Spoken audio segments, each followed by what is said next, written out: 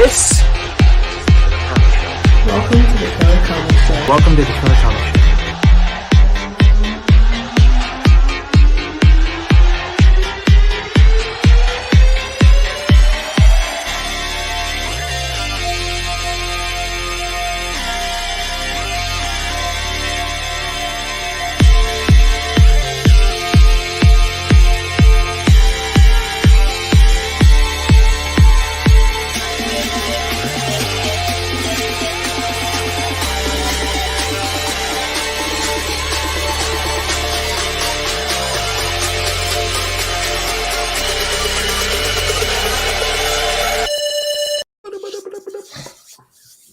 Are we live? Are we live?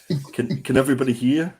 What an absolute farce that was 5 minutes before. If anybody could have seen us backstage. It's me having internet issues. No matter where, I swear the bad internet just follows me where I am, whether I'm in Lincoln, Reading, Cornwall, or my house. I get shit in. That's the weird thing with all that Bitcoin that you have. You think you'd be able to afford some good, decent broadband.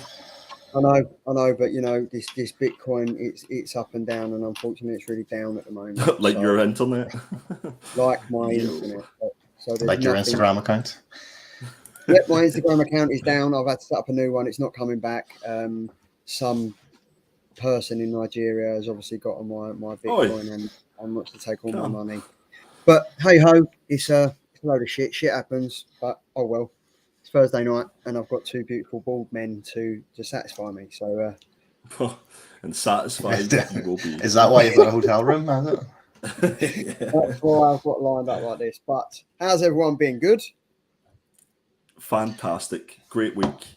Yeah. All the better for spending my Thursday evening with you, Charlie, and I guess with you, James. Yeah, I'm glad that I was asked back. James survived last week, so he must be glad. Surprised. But, just good show last week. Must have been your best episode ever. So public demanded that I came back. I was going to say, is this pretty much you replacing Tom? Does Tom know about this? I mean, Charlie, have you spoke to Tom? Tom's been on a hiatus. He went off and got married, and then he drops in and out of chats and just lets us know that he's still alive, and then goes away. Apparently, he's back next week. I'm not sure. Cool. Yeah, this was actually part of the arm wrestling deal last year. That if I beat him in an arm wrestle, I get to take his spot at any given time. So I'm cashing it in. He never lets us forget the fact that he won the arm wrestling, and then I lost to everybody, including Sean. he never. Sean. But it's been a busy week. The chat's buzzing already. We've got Phil from Comics Talk Weekly is in. He was in at like 8:30 saying Killer Comics, and then Perpetual has said evening everyone.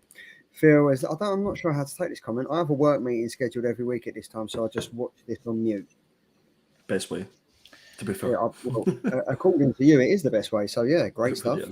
And then I just said yes, it is. We've got Mr. Peter. Hi, you doing, sir? Very much. Triple G Comics in the house. We've got everyone's favourite tennis ball shuttlecock, Mr. Fuzzy Dunlop. Ed Vick is in the house. Evening all. Evening one and all. Leon Russell. Evening killers. Happy sweaty Thursday. It is very, very hot. It's ridiculous. What's the weather like where you two are? It's hot. It's a hot one today. It's kind of sticky, I think is the best way to describe it. I think Ed's just kind of summed it up.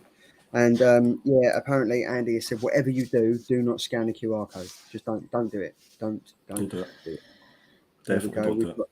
We've got Tim from the Hobgoblins Hideaway. If you didn't check out his show the other night, make sure you go over and watch the rewind because it was a super saver slab comic show. It was wicked. He's got some absolutely amazing slab there. So my wife's not letting me forget it either.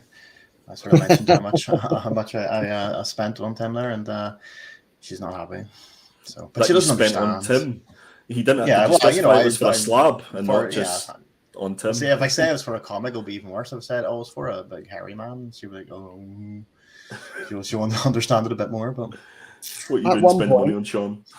At one point, I thought I was tuning in just to see these electric love lights go on, but I guess we'll save that for another time.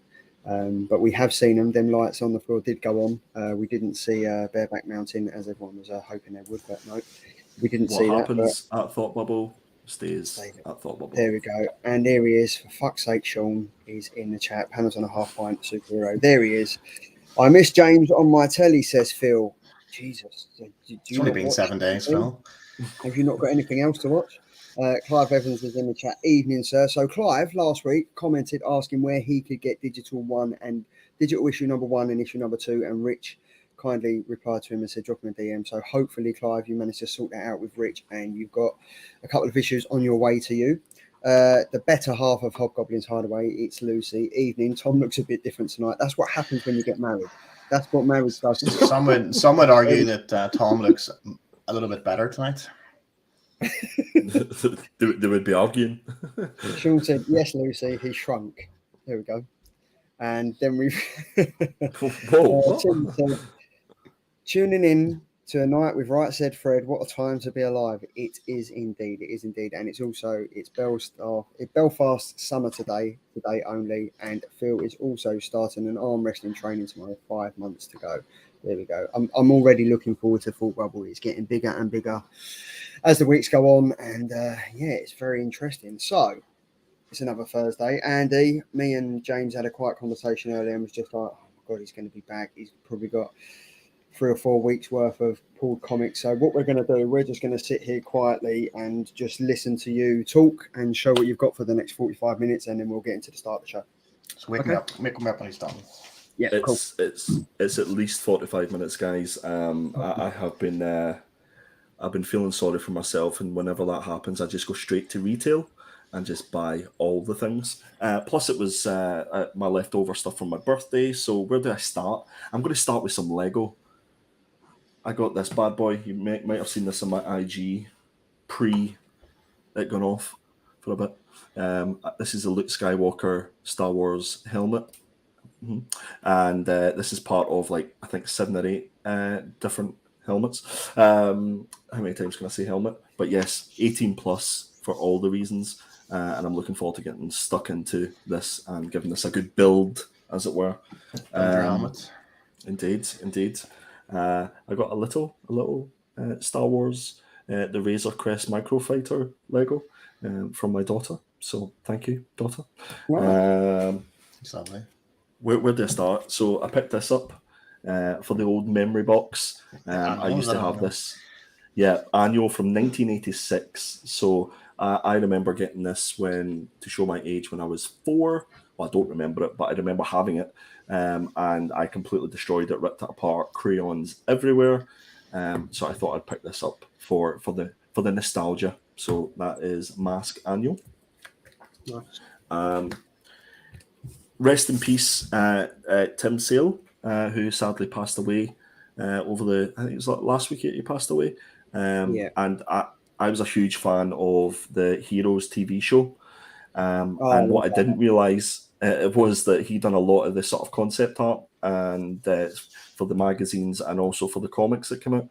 So it's safe to say that this was one of my better £1 pickups. What was their name? Claire, wasn't it? It was Claire.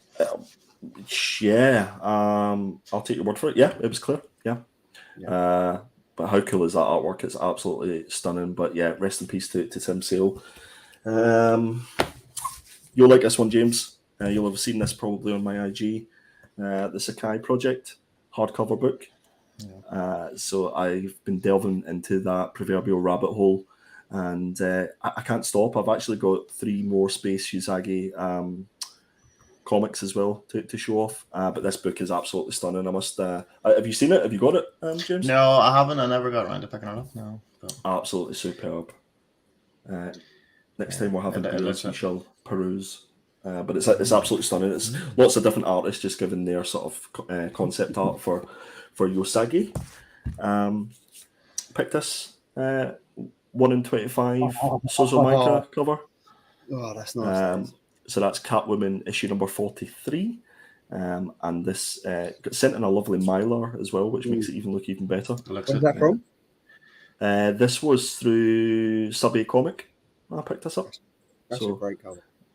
Again, saw it on the previews and just put it on my subs list. So I managed to get it at not cover price, but the ratio price. And I think it's going for 3 times ratio price at the minute. But this is going to get sent off to CGC eventually. The winner of one of our cover picks, the 1 in 50 Jock cover, and it looks See, absolutely stunning. That is a deserved winner. Like now that you've got it there, Yeah, it looks great. Definitely, Is that the one that it I said definitely it looked pops. like Damian Wayne had been into B&Q and dropped all the paint over Batman, and he's just looking down. Going, Yeah, paint is what I think you said it was. That's Damian, right. what Yeah. have you done? See, the shininess didn't come across on the picture, for the comp for the Yeah. But yeah, everyone loves a shiny. Everybody loves a shiny. I got a fantastic AOK from Lucy and Tim at the Hobgoblins Hideaway. They sent me the Raid issue number 1. I love this film, love this movie, and I have the steel books that Jock done the cover work for. So this will be a lovely addition to the collection, and I look forward to giving it a read. So big thanks to Lucy and Tim for sending that to me. That was a nice surprise. Guys, I've literally got piles and piles of comics, so strap in here, guys. Just let me know. Just give me some sort of signal if you're bored, because I'll just keep going. In, yeah. You said strap in. Just both of you if you wish. Yeah. Should we strap in together, Charlie? Oh Jesus! We've got Miles Morales, Spider-Man issue number 38. So this was a little bit of a spec book. It was the first sort of cover appearance of the older Billy Morales.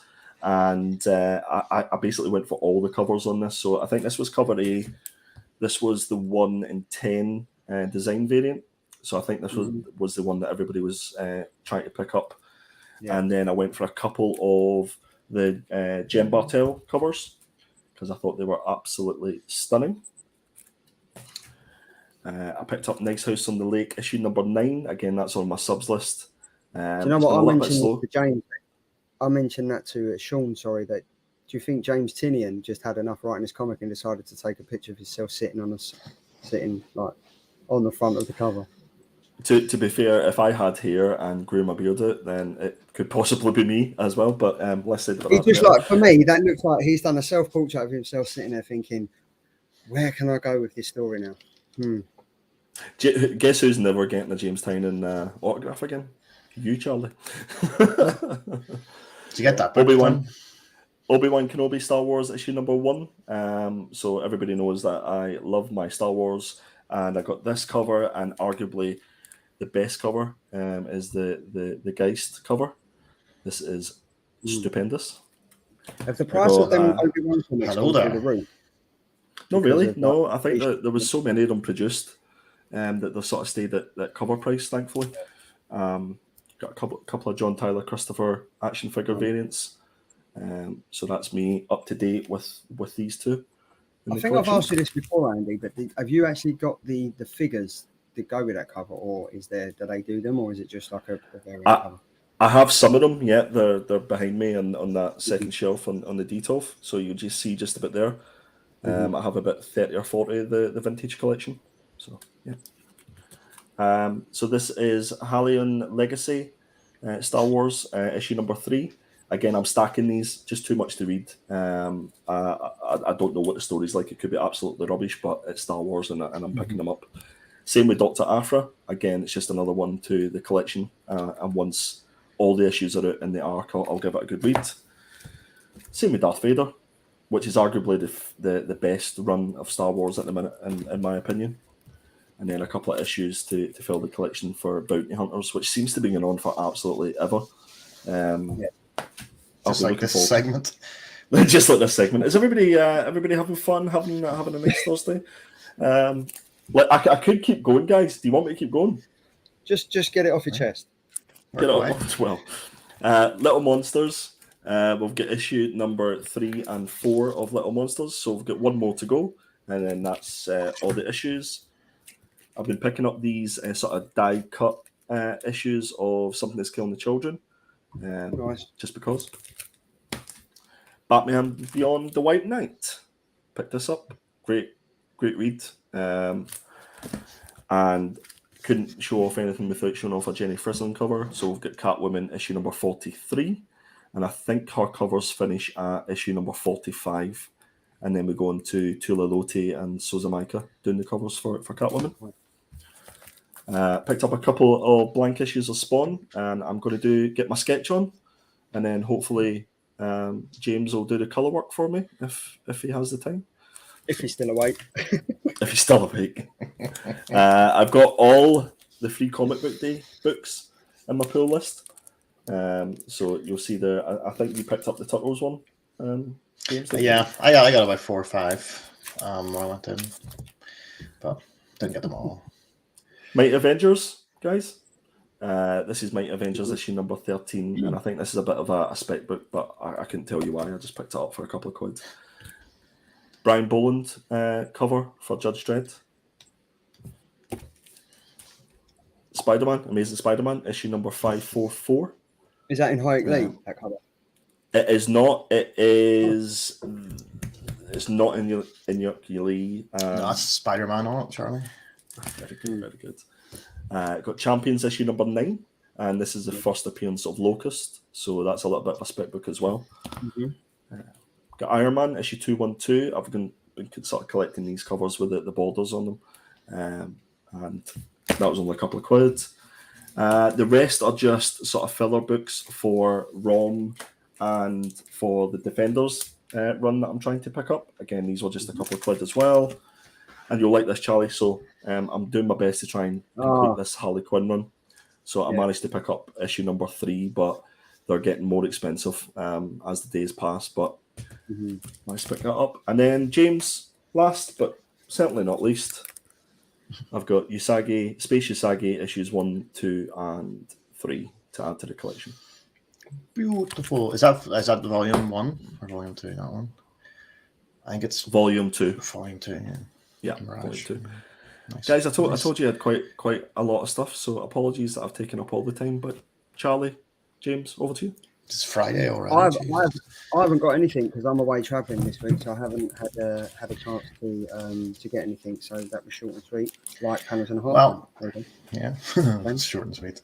Well, I figured that I would just, obviously forgot Andy had his piles upon piles, so I figured I would sort of show off some of the other books that came in the crate, the Not Quite Mint, the last crate that was done, because I figured I may as well show something because I haven't bought anything in the last week, so I'll just quickly run through these. We've got Venom issue 33 variant. I actually don't know the artist, but it's that's like one of the Spider-Man homages, isn't it? I don't know who's the artist on that one. Yeah, but that was nice. And then there was X-Men 18 variant with Storm just standing over you, electrocuting you. I'm Storm. Yeah, that was a lovely one. And then a Miles Morales Spider-Man variant. Again, I can't remember who the artist on that one was, but it's a nice sort of very red and spidery. And then I got a lovely Peach Momoko Demon Days Morocco book, issue 1. You and me, I'm on a bit of a Peach Momoko train at the minute. And then I purchased this from Tom as well, and it was Venom issue 1, and that's the Peach Momoko variant as well, which I absolutely love. Do you like Peach Momoko, James? I do indeed, yeah, very much so. And then Tom, bless his little cotton married socks, when he was putting the box together, he included Usagi. Must have spent ages trying to find this somewhere, but it was Usagi Jimbo issue 17 from the original Fantagraphics run. And I don't know how much time and effort you put into it, but I appreciate it. But I already have that one, so but well done for trying, Tom. And one more thing is that I don't really collect sort of figures that much, but I do like to pick up 1 or 2 and when I get a chance. Now, a while back, I don't think I've shown this off anywhere. A while back, I bought a second-hand Raphael. Okay, and he's just been sitting, so, it's just your standard NECA Raphael. And he's been sitting up on the shelf around the family photos, the baby photos and the wedding photos, and he's just standing up there. And my wife hates it. So I thought, well, I'm going to buy him a friend to sit beside him, And I've seen this in the shop for £3. You've seen it on my Instagram. It's Hulk Hogan. No, I'll get in. So Hulk Hogan was that Home Bargains or B&M? No, it was Smith's. It was in Smith's. What? Yeah. For £3? No way. Yep. So they set up there on the shelf between a photo of our wedding and Kerry's mum or something, and they're just sitting there hugging. So Yes. that's my foray into action figures. Nice. Is that you finished now with action figures, or are you going to keep going? No, that's probably it. To be honest, I do have a couple of wrestling ones, but they're more for my son. He likes to play with them. But I do have a Usagi Yojimbo NECA figure. Very jealous. Due in Q3, so it should be shipping out over the next couple of months. It was a pre-order. I think it was late last year I ordered it, maybe. Yeah. So yeah, looking forward to that coming. Nice. And that's me. I didn't buy nothing else. Well, I think that's kind of, we're 21 minutes in, and we've got through Andy's, full well Andy's got another half stack they didn't want to go through, but this is what happens if Andy misses a show and he's ill as well. He does nothing else from his bed apart from buy comics and True. So, but should we get on with the show? Shall we? Let's do it. I know my internet is absolutely Oh shit, there's a show? I thought the show was over. Have we went live? I thought this was backstage. All right, take two. Show them again. So my internet is absolutely shocking, and all the bitcoins in the world couldn't buy me good enough internet. So if it does drop out, Andy will take over. So obviously, with what's happened with my Instagram and stuff, we have started a Soul Killer Comics show Instagram and Twitter account, and he's been busy behind the scenes putting all this together. So I think we've all got our personal accounts now, but this one will be solely for the information, updates, and everything happening on the show on Thursday. If we've got any special events coming up and whatever, any guests, live guests, and everything, this will all be announced on that. So it's at Instagram.com/The Killer Comic Show, and then Twitter.com Killer Comic Show, because you're only allowed 15 letters in that. So yeah, if you ain't doing it already, head over there, give it a follow, sub up to the YouTube channel and everything like that. So yeah, this will where it will be at for the Killer Comic Show. I'm sure we'll still post stuff on our independent Instagrams and stuff, but with all the Bitcoin going around, I kind of just wanted to distance myself from that. So Andy's been very busy putting this together. So you're welcome. That was the first. That was the first I just wanted to get together. So then, wait a minute. Do you want people to go and like follow and sub up and do all that stuff and whatever it is, or do you? Yeah. Head over to Instagram, follow, tweet, sub, hashtag DMs, slide DMs. Yeah, hashtag all that. Get all that sorted, and yeah, let's get hashtag Killer Comic Show trending. So that's the housekeeping out of the way. So this is, there we go. Look, it's the business end of the show already. It's the Killer Comic Show, June 22nd covers. This is where the three of us get really competitive, and we go into the killer covers of the week for this week. And up first, Jimbo. Yeah, I went for Samurai Sonia, but there was a couple of decent covers out of this, and actually the book itself is kind of intriguing. I might actually pick it up because it sort of mixes a samurai, which I like from Usagi, and Red Sonja, which I like from Red Sonja. So it's a good remix. But I went with the John McCrae Virgin variant, homage to the Boys issue. I think it's the Boys issue 25. Little homages, and it's just John McCrae is just a legend, right? And he just, a local legend at that. And yeah, I think just doing a wee homage there. He's captured everything that I like about Red Sonja. Yeah, the beauty and the beast. I can't fault this one, James. I'm a big John McCrae fan. I think this is class, and I love the perspective of it as well. But the question is it the best of the bunch? Only the chat can tell. Probably not. I found out last week the best of the bunch doesn't matter. So wow. I actually really like this, and there's so many similarities between like the boys cover that he's done. It is great, like, and like Samurai Sonia, Red Sonja. You got two things there that are trying to great. I just like, I think. I like the Red Sonja covers, that aren't, pretty much in your face softcore porn. Mm-hmm. So there's nice subtleties to a lot of the Red Sonja covers, and that's the ones that I like. And I think this one sort of hits the nail on the head. I guess it's hard to sort of do a Red Sonja cover and not lean towards that because, she wears a metal bikini and loincloth. Wait a minute. So of all the Red Sonja covers, you go for you prefer the subtle Red Sonja covers. The subtler, I would verge on a scale of 1 to 10 of subtleness, I would sort of go towards the 7.5. All right, okay. I don't, it's like comics with boobs in your face. It's just not for me. I know where to go to get boobs. No, it's not comics. I nearly said something. I was like, no, we're live. Sorry, no. Thanks, Leon. So yes, it does have some impact. I'm not on Instagram, but I've just followed you on Twitter. # the Killer Comic Show. Thanks for that. Very appreciated. So we found out that James has gone for the 1 in 10 FOC Boys homage John McCrae Virgin variant cover. Up next. There we go. Go on, Mr. Perpetual. Guys, Miles Morales and Moon Girl issue number 1. This is a fantastic Virgin variant, Ivan Teo. This was released as an exclusive retail variant from Hive Comics and Bird City Comics. Go check those retailers out. Fantastic in the US. And they do also deliver it to the UK as well. And very well they do. I thought it's not very often that a cover sort of stops you in your tracks, and it's kind of just something completely different. I think, first of all, Ivan Teo is probably one of the best cover artists this year, certainly in the running for me.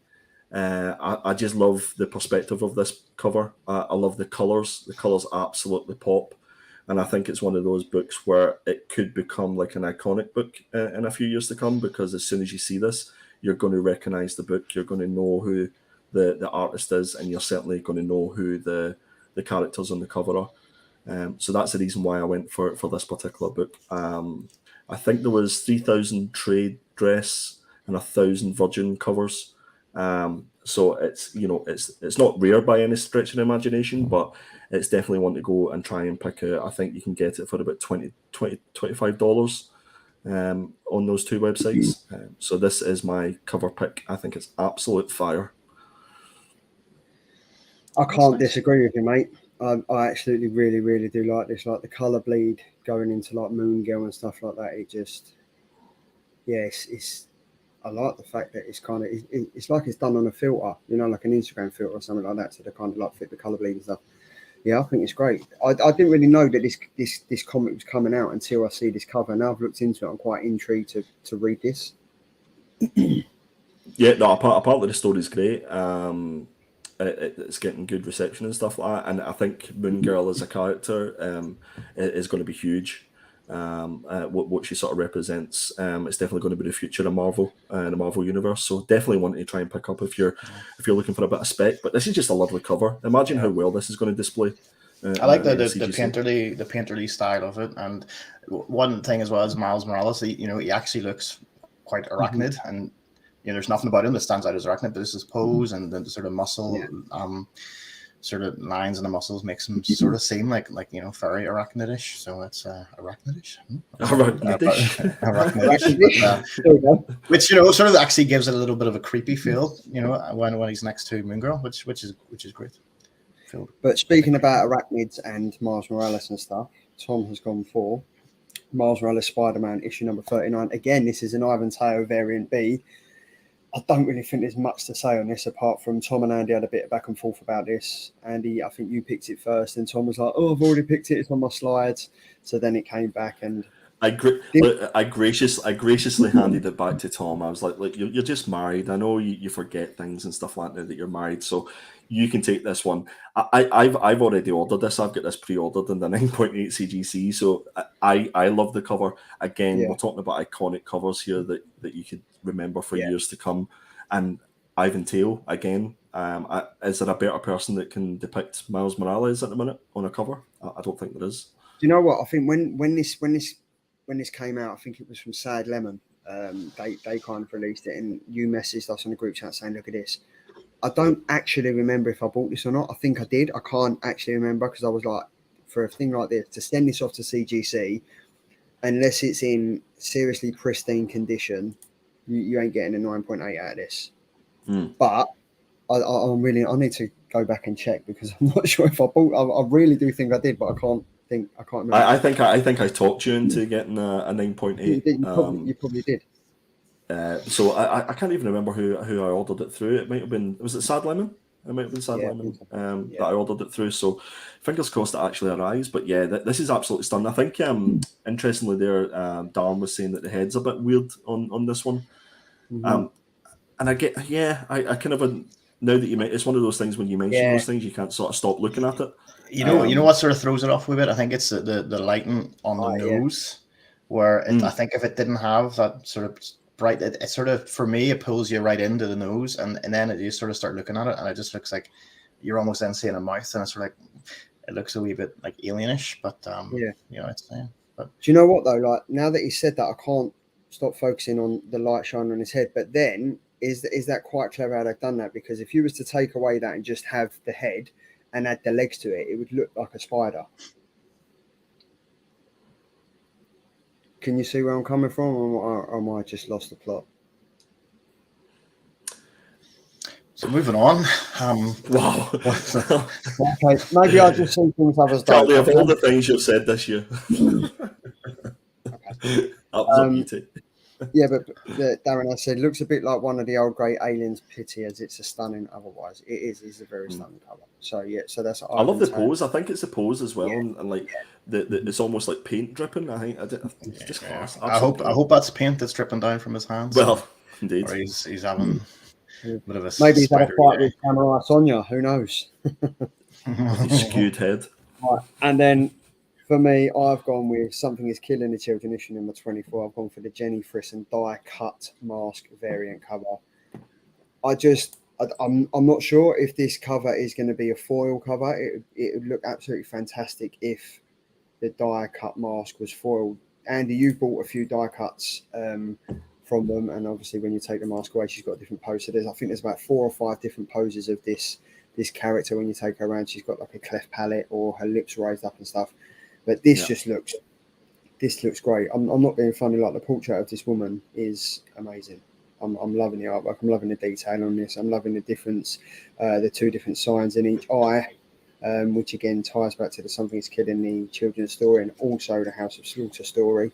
But yeah, this is definitely a winner, 100% a winner. Like, you've both gone for Spider-Man. Do you know what I mean? I've flipped the coin. I've gone for Jenny Frisson. Went for something a little bit different because you know that I like Jenny's work and stuff like that. So it reminds me. Do you remember when Bill Sienkiewicz done the Walking Dead covers, and it was just all the heads of all the characters? Yeah, this kind of a run that Jenny Frisson's doing it reminds me of that. But there's just so many of them, because obviously there's the bloody variant, and there's a 1 in 15, and there's an FOC variant as well.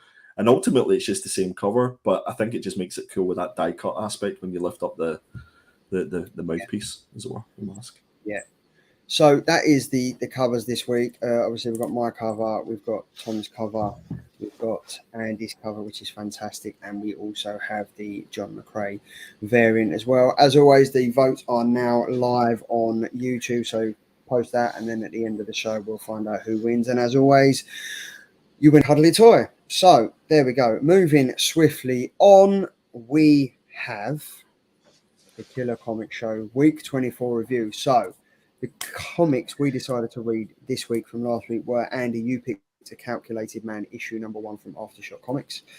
I went with Alice Ever After by Dan Panosian from Boom Studios, and Tom and James, because James always read this as well, he went for Do a Powerbomb by Image Comics.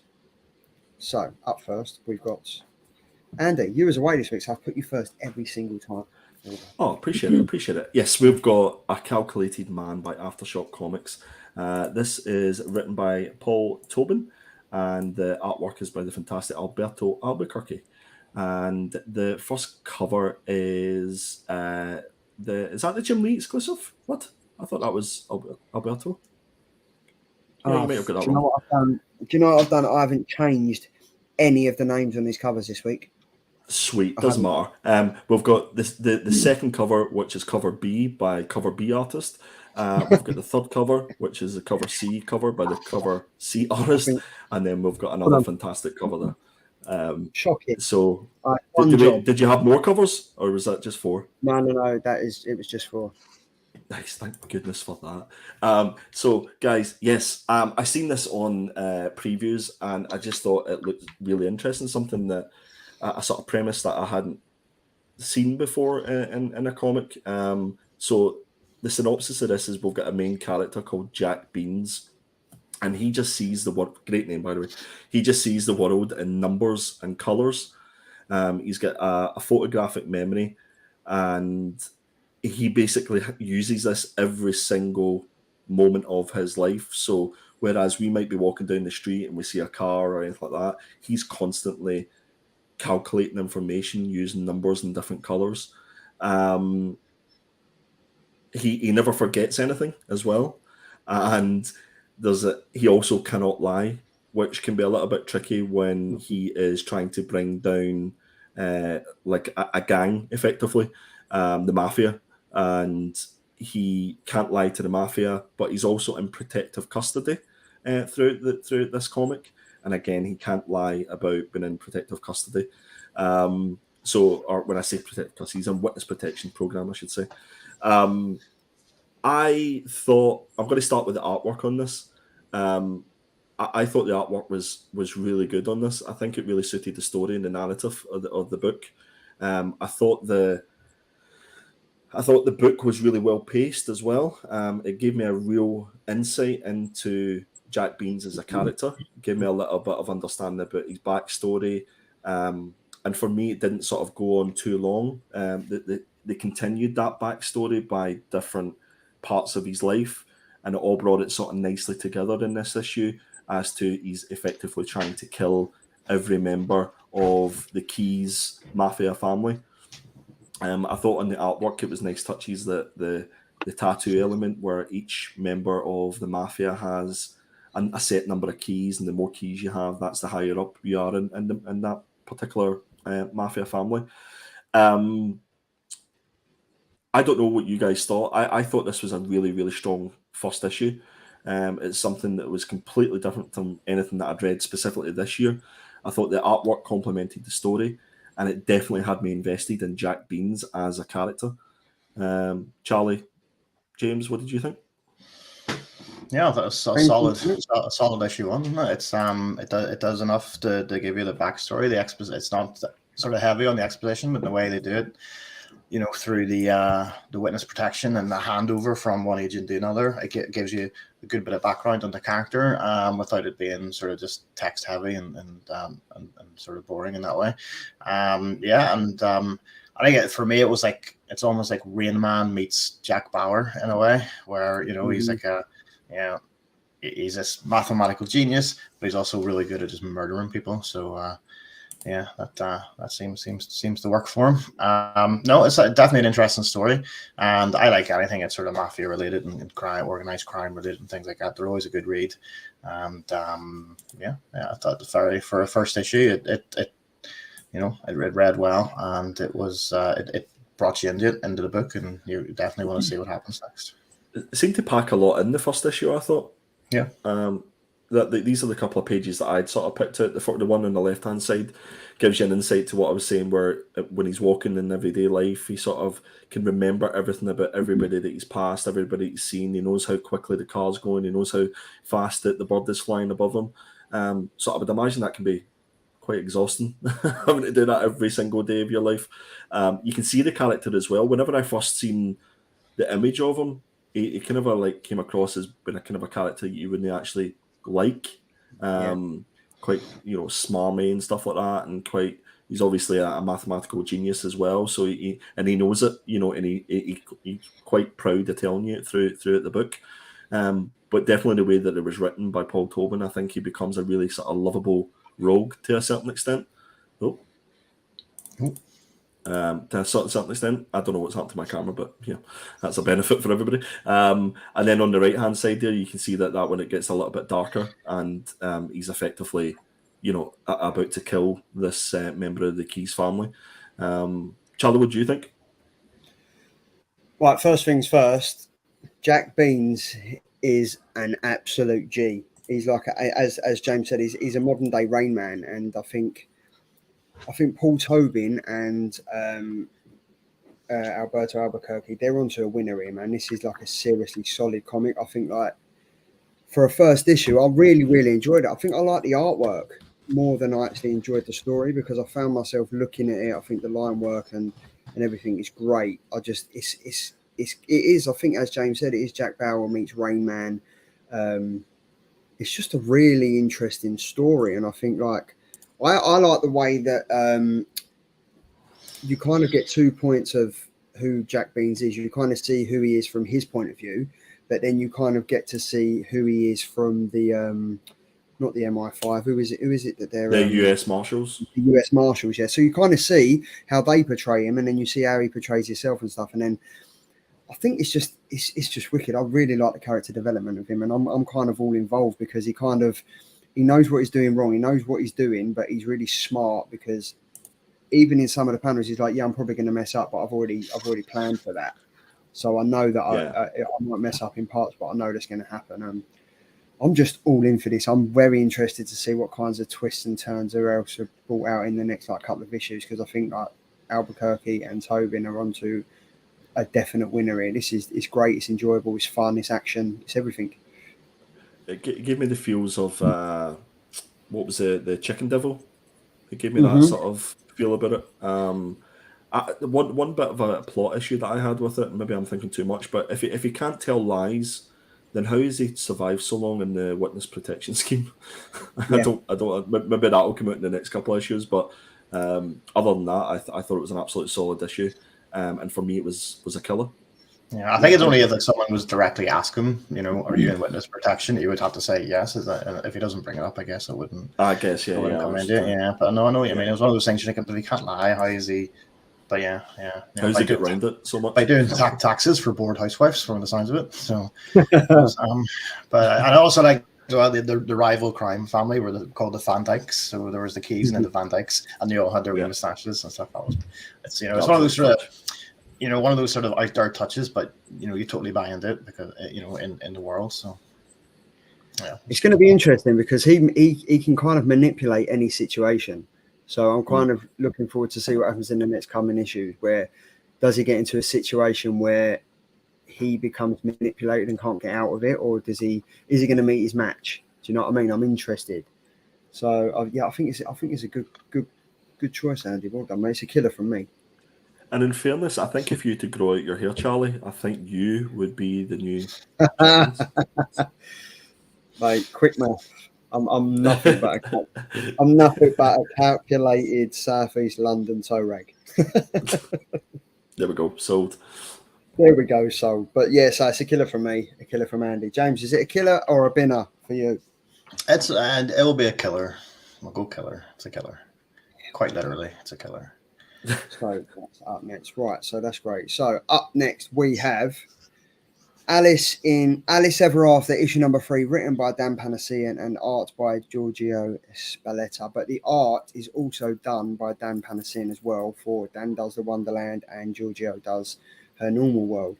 The main cover is by Dan Panosian, and then we have cover B, which is by Dave Johnson, and then we have the 1 in 25 Dave Johnson Virgin variant as well. Again, I was too busy, got all the covers wrong, so yeah, apologies. But for me, this I've got to be honest, I think this is my favourite comic of 2022 so far. Really? Wow. Okay. Honestly, I'm really in. Like I've said this from when this first came out. I was all into this. Like I love Alice in Wonderland. I love everything it's about, and I love this comic. And I've got to say, it just seems to go from strength to strength. So obviously, previously in issue number 2, Alice checked herself into like the mental asylum where she did it because she can't deal with her real life issues and she wants to spend more time in Wonderland. And her being in there she's kind of medicated, so she can do that when she wants. But I'm just really loving this story. I'm loving the character development. I'm loving the fact is that you don't know if this is the real world, if this is Wonderland, if she's dead because she took a drugs overdose, and this is all in this is all in her past. Like, do you know what I mean? It's so confusing. But Dan Panosian is onto a fucking winner here, man. Like the way he writes this comic and then also does the art as well. I think like it's a talent to be able to do that. You've got the likes of like Jeff Lemire that can do it, like write and do the art as well. But this is just I'm just really all over it. This for me at the moment, this comic can't do any wrong. Like if I'm being honest, and like the way that Alice is affected by the drugs in her mind, and that she takes him to go to Wonderland because she thinks that's a better place because she doesn't like the normal place of reality. I think everyone can kind of relate to that. Not the fact of taking drugs and getting away or anything, but you kind of want to release, like doing YouTube, reading comics, collectibles. That's your release. And hers is obviously taking drugs and going off to this far off wonderment land of entertainment where she talks to talking cats and Tweedledee and Tweedledum and stuff. I do have to say, though, for a book that's not that gory, Alice Ever After, issue number 3, is seriously creepy in parts and quite intensely horrific. There's a few pages towards it I was like, oh, and it was quite emotionally. How did you go? Ooh. it was quite emotionally involved, if I'm being honest. And I'm going to end on the fact that Alice Ever After for me, 2022, is my favourite comic of the year so far. And I like the fact that it explores like trauma and different feelings and everything, different emotion through like a Victorian narrative. I think that's pretty good. I really like it. I'm really loving this comic, and I can't wait to see how horrifically more intense it gets as Alice goes on. That's me done. High praise. And I know you love this comic from issue 1. I missed out in issue 2 because I wasn't on the show, so I had to read issue 2 and 3 back to back, and I think I really benefited from doing that. So I'm just wondering. I found issue number 1. I think I used the word predictable. Issue number 1, and issue number 2 and 3 for me hasn't really changed my mindset on that. But what issue number 3 has done is really upped how dark this book is getting. You know, it's the fact that it's kind of a take on Alice in Wonderland is kind of a bit of a disguise as to how dark and gory the actual narrative is with regards to you mentioned about trauma and stuff like that. We learn why she is taking drugs, you know, that there's a sinister undertone to that, and I think just that whole Victorian theme gives it a really good basis. You know, that Victorian theme, you know, the dark, dingy sort of, you know, inner London type thing. It's got that horror element to it, and I think the subject matter of this really suits each other. I think the artwork on this has been consistently good. I love some of the panels in this. They're really detailed, and it must have taken absolutely ages to get all of these done. And these two pages that you picked, Charlie, probably couldn't have picked better, to be fair. Thanks, mate. I mean, this kind of sums it up. Like, the fact is that Alice at the top, you see her being Alice, and then you see her changing. So you can see like the stress of her everyday life on the left, and then when she's taking the pill, to how she portrays herself and how she wants to be. But then we kind of see the Cheshire Cat changing from the Cheshire Cat into her boyfriend that died in issue number 2, I think it was. So I'm still a loss whether she's dead, whether this is happening, whether she's constantly in Wonderland.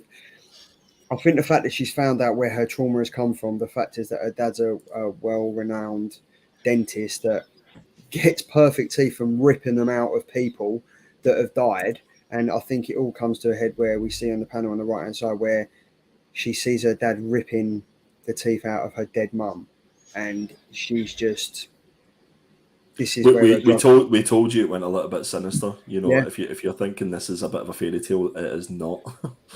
And this is where her drug addiction comes from. I mean, I just think every single issue that goes on, it's becoming more engaging, and I'm just, if this was to be turned into a film, I'm at the front of the queue. I'd love to see this as a film. I'd like this. This is what Tim Burton and Helena Bonham Carter should have done with Johnny Depp. This is what it should have been. This would have been it. But this is 100% killer for me. I'm all in. I'm that all in. I sent 3 bloody Alice in Wonderland issue number 1s off to bloody CGC last week. So yeah, that's how in I am. So yeah, James, you are all in. James, right. Well, I hadn't read any issues, so I did like Andy. I sort of had to binge read the 3 issues there over the last couple of days. I literally just finished issue 3 about 40 minutes ago.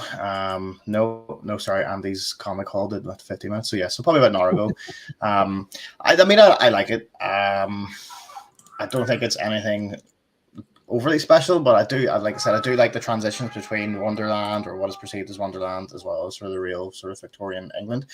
One thing I do like about it is the sort of, everyone is sort of pretending to be something they're not, and that's what I'm sort of taking away. There's this layer of sort of certain people are trying to be, you know, more prestigious than they are. So, you know, the people running the asylum, you know, they're saying, oh, they've got to get more patients in to raise the sort of profile of the asylum, where they're just doing it for themselves. And saying about her dad being a dentist, but he's not actually a dentist. He just makes dentures for the royal family and rich people and stuff like that. So he's not actually a dentist, and you know, they always call him a doctor and a dentist, and he's not. So there's sort of a layer of deceit throughout the whole book, and I think that works well with, you know, like you said, what's happening in Wonderland, and you know, is it actually Wonderland, or, you know, what's the case? Is she dead and stuff like that?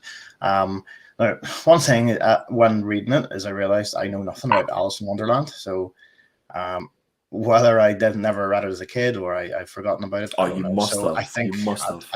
I don't know. I think there's a lot that I'm probably missing from it, because I know obviously there's a lot of the real characters are sort of based on Wonderland characters. I'd assume that the head of the asylum is like the Queen of Hearts. I think that's one, isn't it? And then you've got your Tweedledee people. But I don't know. You know, I don't know a lot about Alice in Wonderland, and I don't know why. So I think there's probably a lot that I'm missing from it. But yeah, I think it was a decent enough read. Would I have read it if I didn't have to for the show? Probably not. But yeah, and I think the artwork in it is fantastic. Like the 2 different contrasting styles is great to sort of, especially like that panel there with all the like the black and white squares. I don't know what it is about black and white squares, but it always makes everything look great. So absolutely.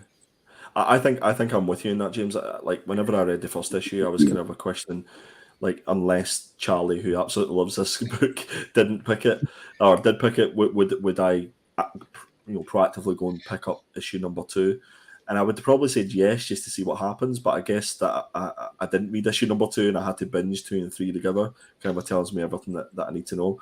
Like I would imagine Charlie's going to pick issue number 4, so we'll be on this book anyway. But I don't think it would be one that I would pick up to find out what happens in the end, because I'm just not too sure if I care at this point. Yeah, really? I'm definitely going to read issue number 4, obviously. Of course you are.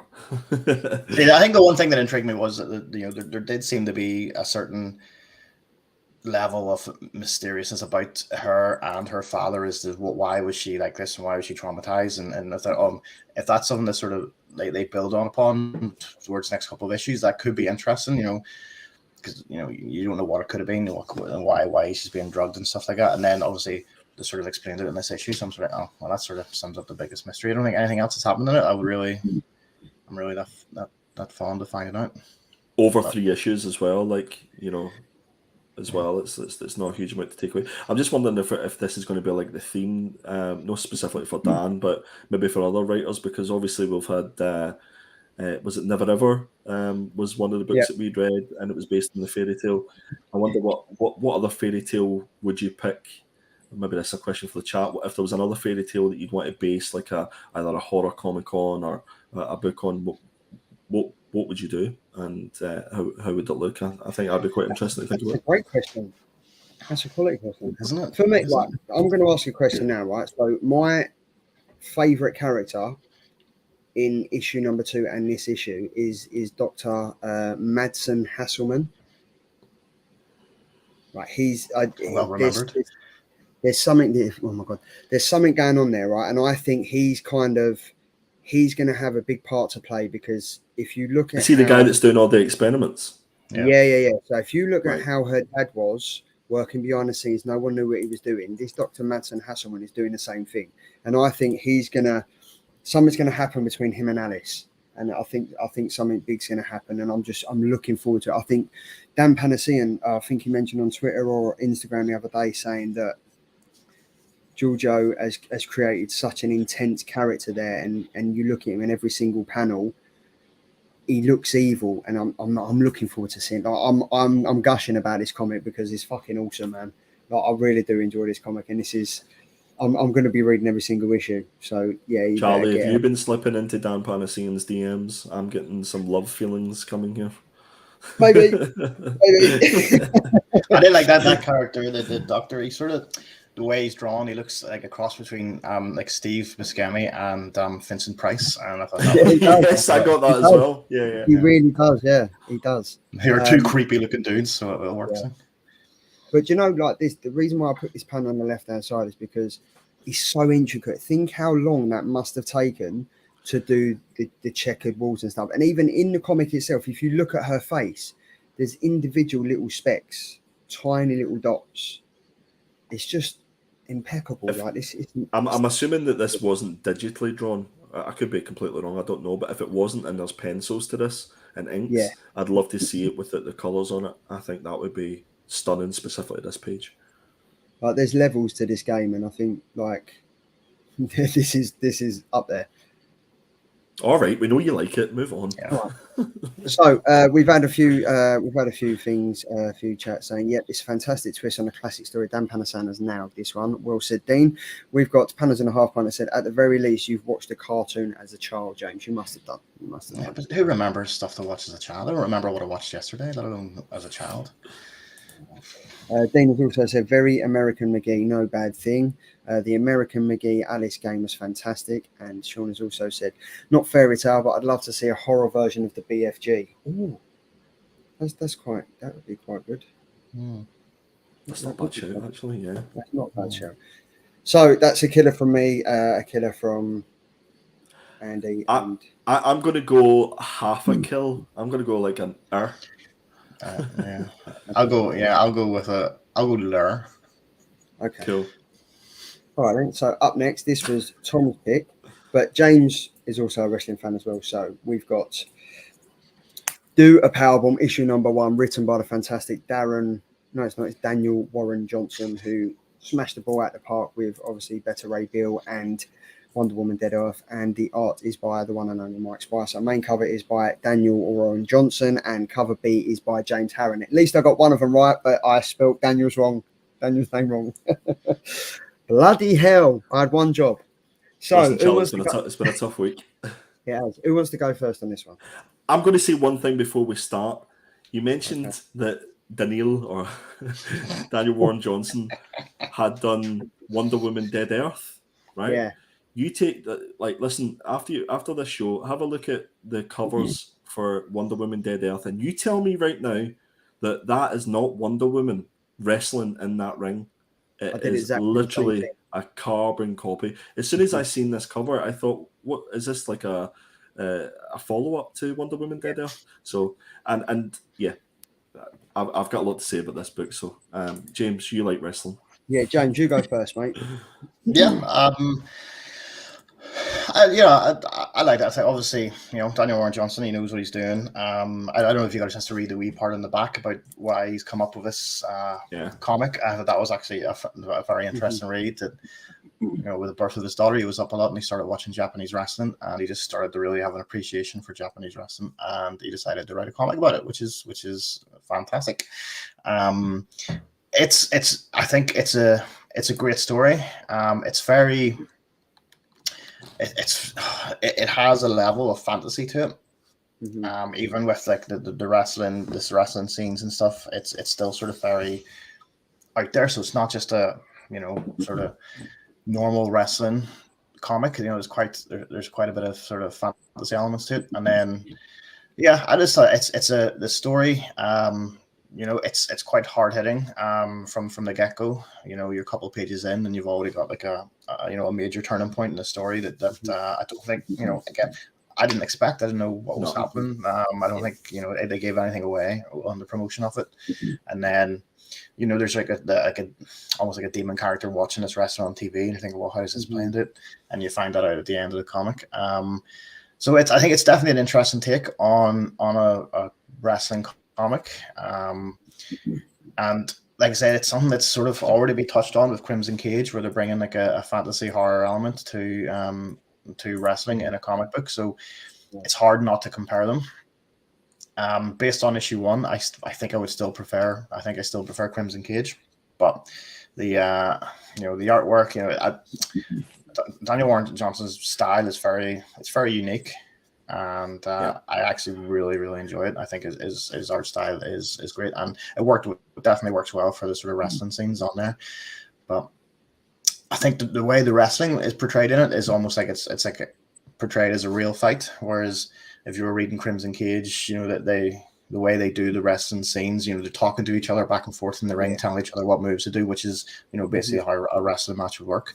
So I think it's definitely got that more of a fantasy element to it. But I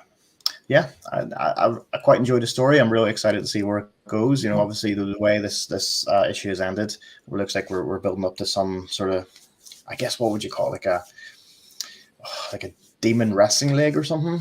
And I think there's a big point in this story. I don't know if we're going with spoilers or not. I'll try to not. Go for it. Yeah. Okay. So when the main character's mother dies during a wrestling match, she's basically going to make a deal that if she wins this tournament, she could bring her mother back to life. I think is what the guy was saying at the end. Yep. So there's going to be a sort of high stakes going into this sort of, I don't want to call it like a demon wrestling tournament, but I will. So it'll be interesting to see what other characters are brought into it. So at the minute we're just really being based on one family, and then the other the wrestling. I can't remember what the wrestling guy was called. What was it? But I think he might pop back into it. He might be. When they called like a necromancer or something, was it a necromancer? No, that was too weak. No, I think at the end there was a necromancer. Oh yeah, the necromancer, yeah, the bad guy at the end, or the guy setting up this tournament.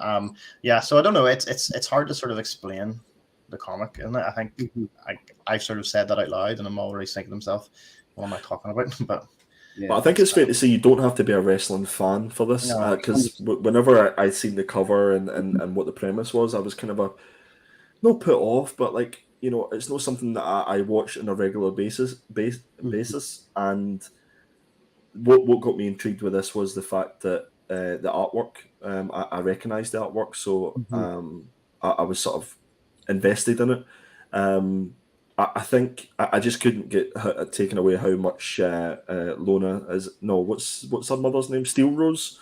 Was is it Yao Steel Rose? Yeah, Yao Steel Rose looked so much like Wonder Woman. But for me, this was kind of like a book of two halves. The first half of the book is probably some of the most unexpected, hard-hitting reading. Yeah. Right? And that seems strange to say for a wrestling-themed comic. Yeah. But as I say, this could have been any sport or any activity. It just so happens that they're going to pick up the wrestling fans for this book, but it was so hard hitting. It was really, for me, so well written and crafted and heartfelt. Because I almost felt when I got to the page on the right hand side that I wasn't too sure if I wanted to go on. It was almost a little bit too much for me. I was like, I don't know where this is going. And I definitely had an instant connection to the book. I was intrigued. I was all in on it. And then for me, the second half of the book became almost a little bit silly to me. It kind of lost the energy that had been built up in the first half of the book, and it became sort of less of a homage to wrestling and more of a parody to wrestling. I loved the premise that, it was a young woman that's, trying to live up to her mother's legend. I thought that was fantastic. And then it sort of turned itself on its head when, we had that sort of scary, over-the-top themed person who was sort of obviously had some sort of magic within them and was taking her away with the promise that, well, you can have your mother back. So I think it was a really sort of interesting twist at the end. And I think overall the book done enough for me to be that intrigued to find out what is going to happen in the second issue. So for me overall, I thought it was an absolute killer. And don't be put off if you're not a wrestling fan. I I think it just so happens that it's wrestling themed. With what you said there at the end, like I think you're right. I think it's a great story up until those last 2 pages where this guy comes out of nowhere and says, join my wrestling league where you'll fight whoever and we can bring your brother back. And it's going off on a tangent, a crazy tangent, and that's fine. It's it's sort of what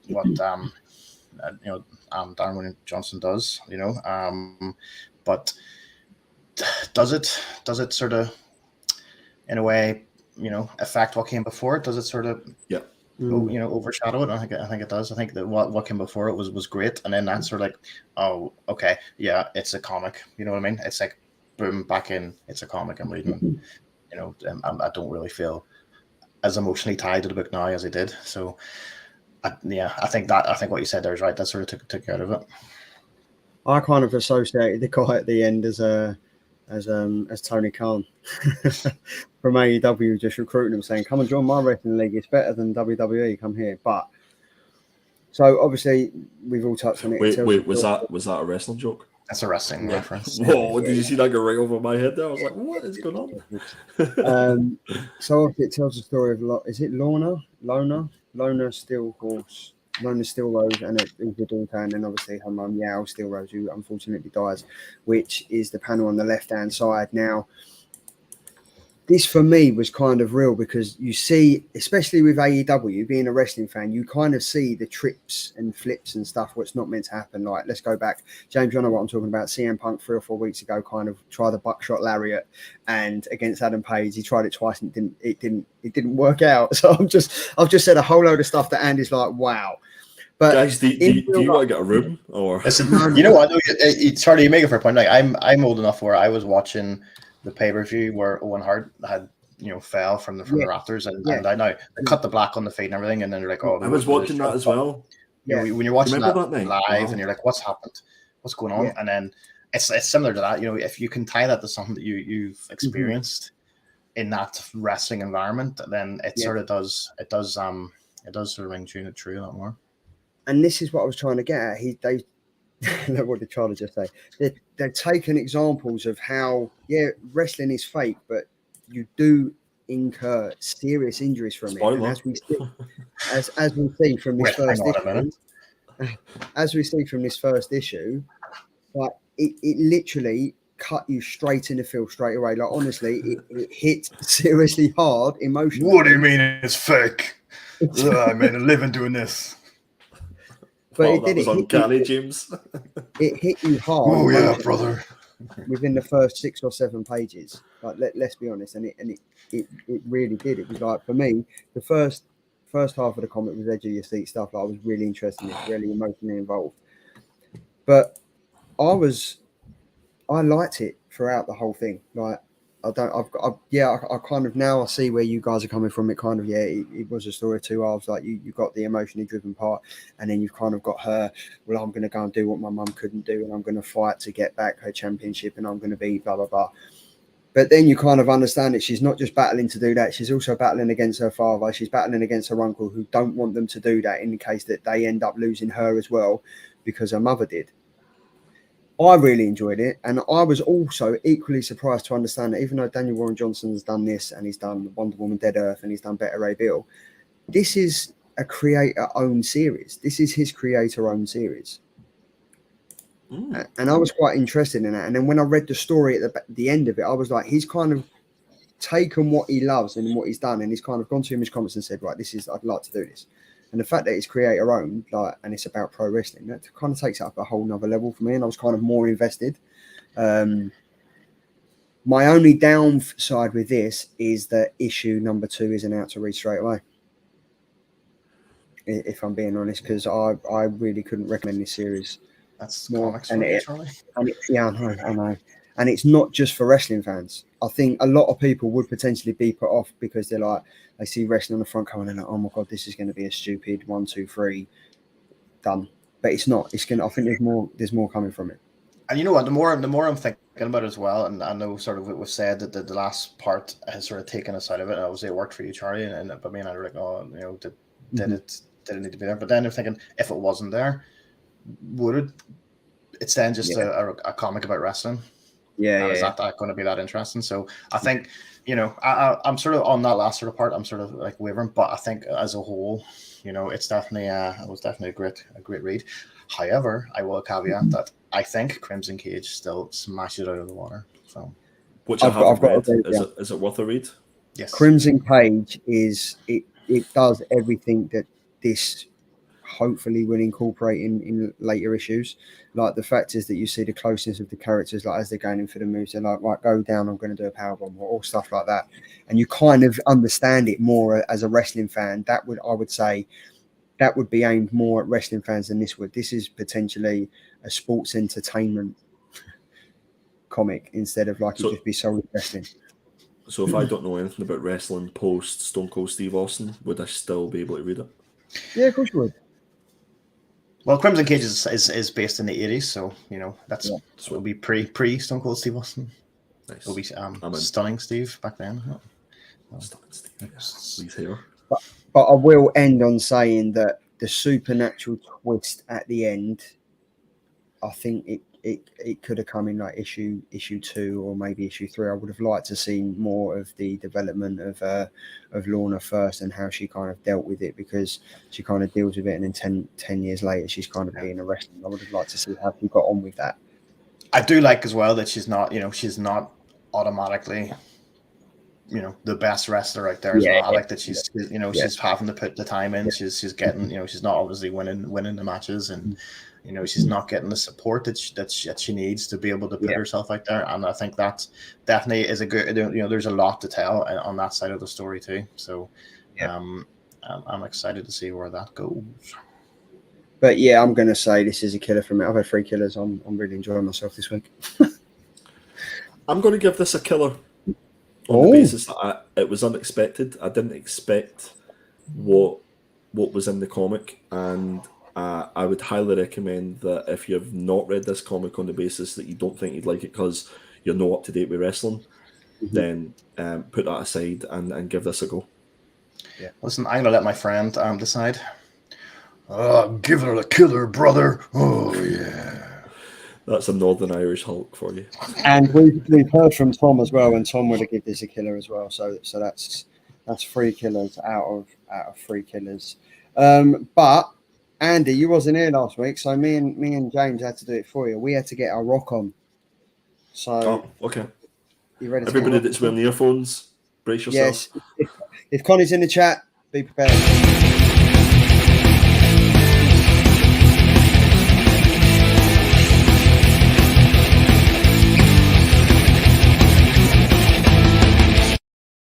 Can I just say I thought you'd done a sterling job, Charlie? An absolutely sterling job last week. Thanks, I honestly think that speeds up every single week.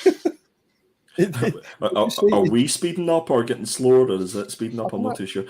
It's just become like some fast techno rock video now, instead of it just being like it's like I don't know what Tom's done. I don't know if he's anyway, it's your turn. You can take over from me. Am I going to take over? Okay, so guys, this is the Killer Indies for June the 29th, which is next week. And first up, we have Redman issue number 1. This is from Behemoth Comics, and this is written and artwork by Matt Frank. From the studio that created the cult TV show Ultraman, now a Marvel Comics series and Netflix show. So I think there's a little bit of speculation going on that this is going to be picked up before it's even come out. Here is Redman, the Kaiju Hunter. Those were the words that got me. Kaiju Hunter, I was all in. Trapped in a desolate and yet somehow familiar world populated with a vast array of the ferocious beasts known as Kaiju. Redman continues his endless red fight, battling tirelessly to cull the monsters. With each fierce battle, the mysterious blood-splattered hero sinks closer to his prey, ready to strike. This, while a sinister form watches and records his every move. It's got Kaiju in it. It sold it for me, guys. Andy, can you do me a favor? Can you say Kaiju Hunter again? Kaiju Hunter. Is that like Jenny Frisson? I have an idea for a comic: a Scottish Kaiju Hunter, because it's so guys, if this tickles your fancy, if you're into the kaiju hunting, this would be the one for you. Charlie, did you even know this was coming out, existed, was a thing? No, do you know what? I only recently found out what a kaiju was, and that was when I think, what was it, last year we read Kaiju Score. And I really enjoyed that. And then it's weird, ever since then I've just seen the word kaiju and heard kaiju comics everywhere. But this, for me, as soon as I see this, I just instantly thought of the rapper Redman, and I was just like, no. Right. Yeah. So you're out. You're not in. You're out. I'm out. Okay. Next up, we have Mindset issue number 1. Now we're talking. Yes. This is from Vault Comics, written by Zach Kaplan and artwork by John Pearson. When an introverted tech geek from Stanford with dreams of changing the world accidentally discovers a form of mind control, he and his friends do something unexpected. They put the science into a meditation app to help users break their addiction to other manipulative technologies and platforms. But after their rags to riches rise, a wake of murders and a series of mind games, their Mindset app replaces all rival social media and achieves a cult following of 1 billion users. I think that sounds pretty interesting. It's not something that I think I've read before, and I love the cover. I think the artwork is fantastic. Yeah, I'm all for this. This sounds awesome. I would say, though, Vault Comics, if you've not already pre-ordered this, boys and girls, then you're not going to find many at your LCS. So, definitely make sure you pre-order them. Mm-hmm. James, what about you? You know, it's there's a lot to that blurb. Therefore, there's a lot to put into a comic. Does it? It feels more like it should probably be like a movie or a miniseries, TV series than a comic, because, you know, is it going to be a lot of people programming stuff on computer? Mm-hmm. Is that going to be interesting to read? I don't know. Maybe. I guess the question is this effectively a script for a TV show or a movie, which has already probably been pre-optioned? Did anybody get crossover vibes from the cover? Remember? Yeah, it's very similar, isn't it? She's reading the comic. Guys, I guess you'll just need to be in the right mindset to read this one. Okay. Is anyone still reading crossover? No. Oh, yeah, I'm still reading it. Yeah, just me then. Oh, and James. There we go. No, sorry, I'm out. Unless don't pick. Oh, here I was reading crossover, whilst Panos and Pints were doing their fantastic crossover with Comic Deal, or Comic Deal with crossover, whatever it was called. Crossing over with Comic Deal, and then we stopped. So, well, you know what? Just a wee side note.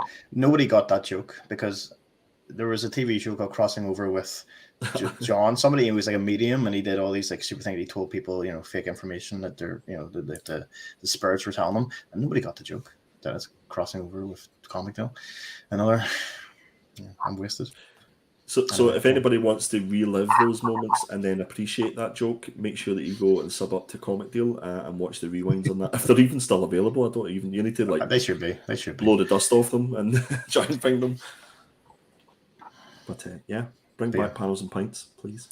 Next up, this is the one that I'm looking forward to. This is Public Domain, issue number 1, Image Comics. Written and artwork by Chip Zdarsky. This man is busy. Where does he get the time? He's everywhere. He's absolutely everywhere. So the synopsis reads: Sid Dallas is responsible for pop culture's greatest hero, the Domain, but his sons Miles and David have a complicated relationship with both the creation and their creator. Can they convince their dad to fight for their family's legacy?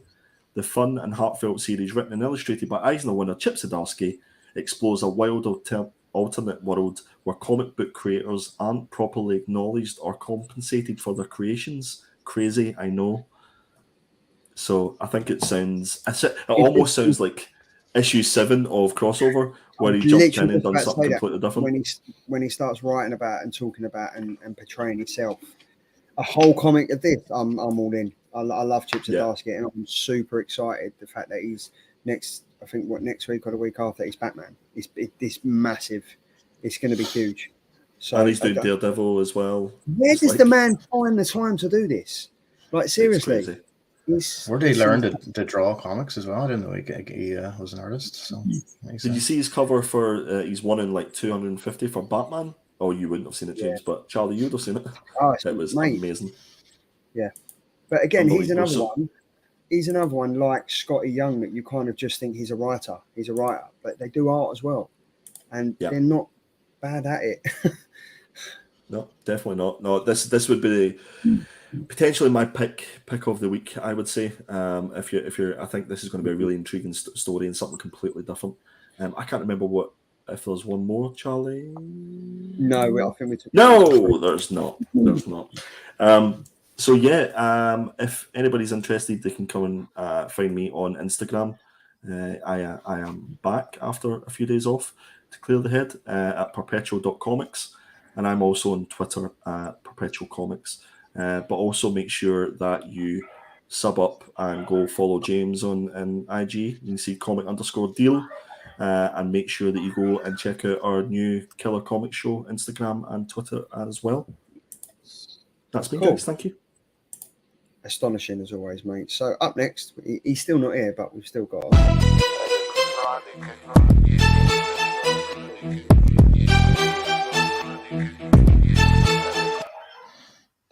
Killer Keys. Yes, we've got Tom from Not Quite Mince. We've got his Killer Keys, and this is for June 28th, which is the Tuesday, which are they released in the US.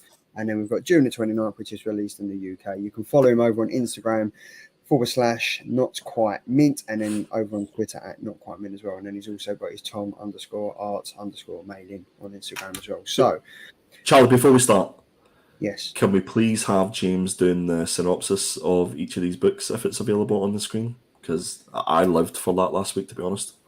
It's not.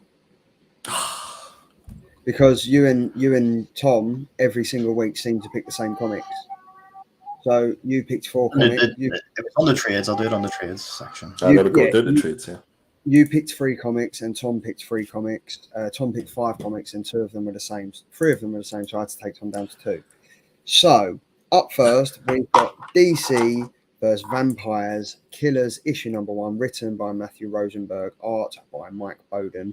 This comes out on June the 28th, and this is a key because it is a one-shot featuring the one and only, my favourite character, Harley Quinn, and she is leading the human resistance against the new vampire world order in a spin-off from the multi-winning DC vs. Vampires maxi series.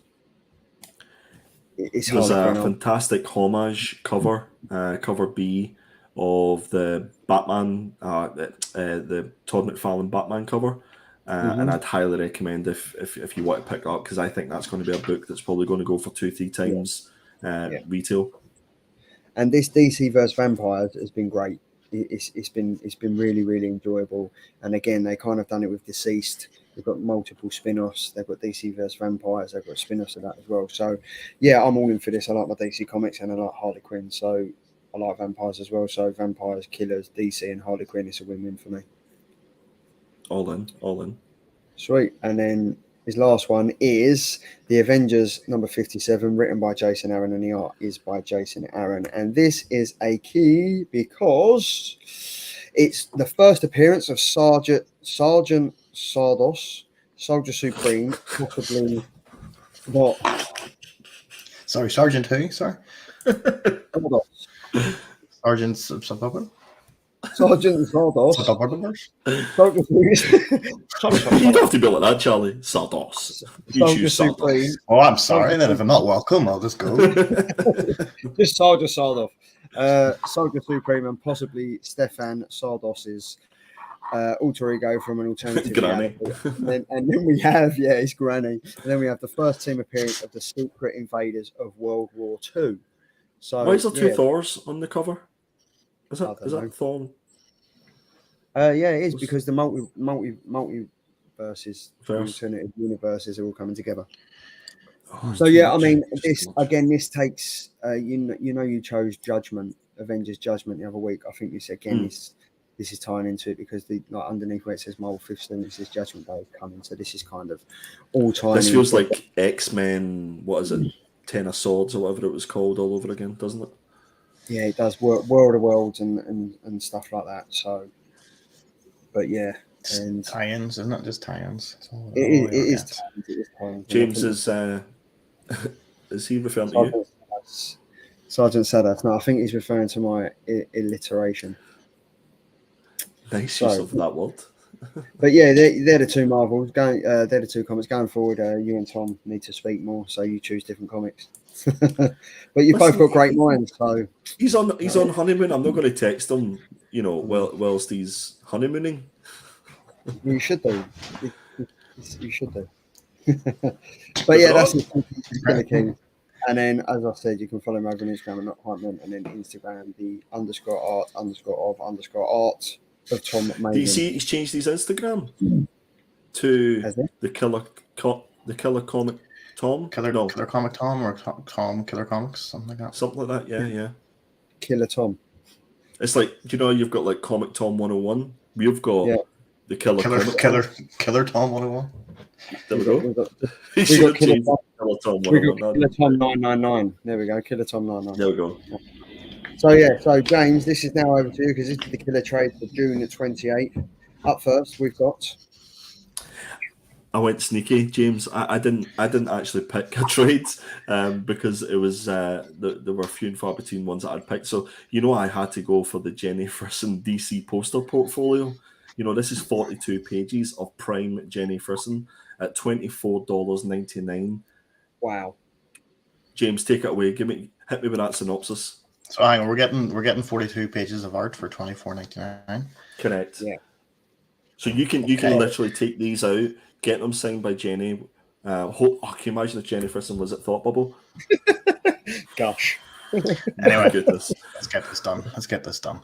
DC Comics. Sergeant Soddart the Barber. I can't do this now. DC Comics presents the artwork of superstar cover artist Jenny Frison, featuring 20 of her most stunning pieces starring some of the greatest superheroes and supervillains in comic history. From Wonder Woman to Catwoman and Poison Ivy, the art collected in this poster book showcase is perfect for framing and display. There we go. Look, and Jenny Frison. Love that. So yeah, this is the DC poster portfolio. Jenny Frison, 42. Yes, 42, not 40, not 41, 42 outstanding pages of art by the multi-talented Jenny Frison for $24. That's one for every day of the month plus extra. If anybody wants to pick this up for me, you're more than welcome to. Mark's made a really good point. Here, we want to make sure that you don't be Nicky in front of him. We double dipped. I don't think Andy. I don't think it's Mark that will be making the point. I think it's you. Listen, I just love her. I just think she's got beautiful artwork. And you know what? If the lasso of truth was illuminated or in foil, that'd be even better, wouldn't it? That's outstanding. So yeah, this is naughty boy. You've done a cheeky one here. You've gone for a poster portfolio, but I'll give you that because it's pretty cool. Thank you. And we've got there we go. I've gone for this one because I absolutely love Teen Titans Go. Go on, James. Okay, so Jump City is full of strange, shambling creatures muttering about seals and dead set on brains. The Teen Titans saw a comet fall from the sky and can think of nowhere better to hang out and see what happens than the mall. If their theory is correct and people start turning into zombies, they want to be prepared. And we all know zombies love the mall. But as the situation grows ever more dire, Robin and his team take to the streets, trying to save the city from the bargain-hungry undead. But these zombies really bite. The cemetery isn't safe. The Hive 5 are not alive, and Robin's teammates are about to succumb to shopping fever. Can Robin keep it together long enough to cancel this apocalypse? Johnny 5. Yeah, any of you, like, we're all fathers here. Do any of you read the Teen Titans Go or watch the TV show? No, I've seen plenty of the cartoon. My son was into it for a while, but not so much anymore. But yeah. It's what the cartoon's great. There's more there. I think there's a lot more for adults than there is kids in it. Yeah, there's definite adult innuendo in Teen Titans Go, isn't there? Plus the specials they did with the music ones, the night begins to shine, like 4-parter. Yeah. Epic. James, you sound invested. I've seen enough to know. These are great. And the fact is that this is 160 pages for like a tenner. $9.99. Pretty decent. And then last but not least, we have. I forgot about this. Completely forgot about this. Yeah.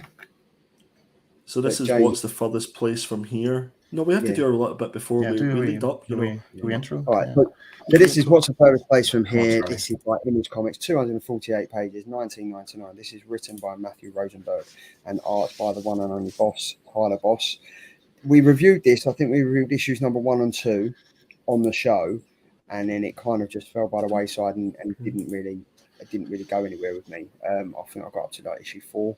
And then it kind of, I like what they did with it, like the CD disc. One of them was quite cool, but other than that, it kind of just fell off. Yeah, Well, yeah. let's get into this one, shall we?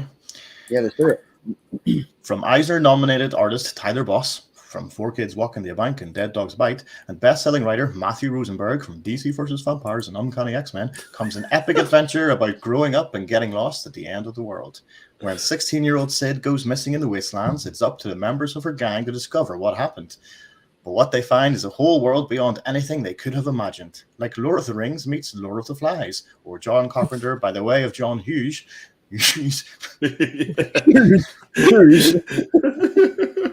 John Hughes in his shoes.